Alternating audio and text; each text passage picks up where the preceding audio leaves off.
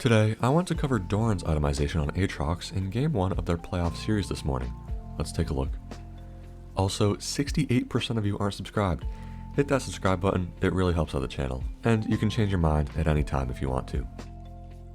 So keep in mind, Pro Play is still on patch 13.14, where Aatrox received some pretty significant buffs, and even though his QAD ratio got slightly tagged in 13.15, he's still a very strong pick currently.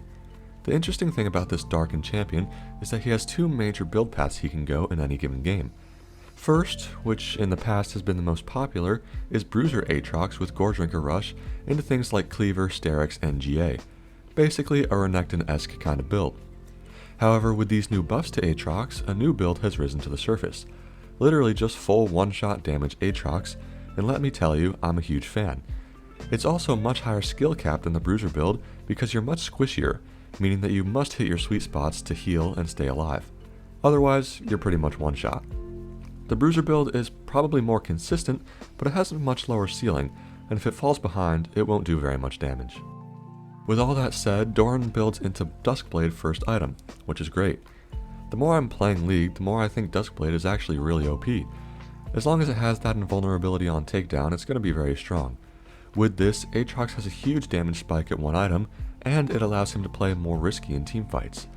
Getting that one reset in a fight will stall him enough time to get his cooldowns back, and he can go back in. It also synergizes nicely with what Aatrox wants to do, and it gives him just so much damage, assuming you're consistently hitting sweet spots. And a last point on Duskblade, the mythic passive gives extra ability haste, which Aatrox absolutely loves. Great first purchase from Doran over something like a Gore Drinker. He builds into Serelda's Grudge second, which is really smart this game. Look at the enemy team's itemization. Lots of armor on Ornn and Sejuani, who are the primary targets he will be hitting in side lane, so the armor pen from a Last Whisper item has great value here. Also, the Grudge ability Slow is great for Aatrox Qs because it makes the next one easier to hit if you miss a sweet spot. A lot of Aatrox players build Grudge third, but here it was definitely high value as second item because of the armor pen into tanks. Next, he goes into Edge of Night third, which I have no problem with. He's likely building it solely for the damage, but the spell shield here is going to have minimal value in general. Statistically, if he just wanted another lethality item, I would have gone Serpent's Fang this game because the enemy team had a lot of shielding with Yone W and Shield Bow, Kai'Sa Ultimate, and Rakan Kit and Locket.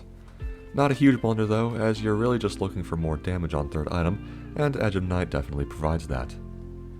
Now the game doesn't get into 4th and 5th items, but with that stopwatch we can assume he's going GA 4th, which isn't great, but not terrible. I would just go Sterix and Bloodthirster last item for protection since you aren't going to get much revive value against that team. Anyways, really great Aatrox building from Doran, and I'm glad we see another lethality Aatrox instead of that lame Bruiser build with Gore Drinker. Thanks for watching, see you next time.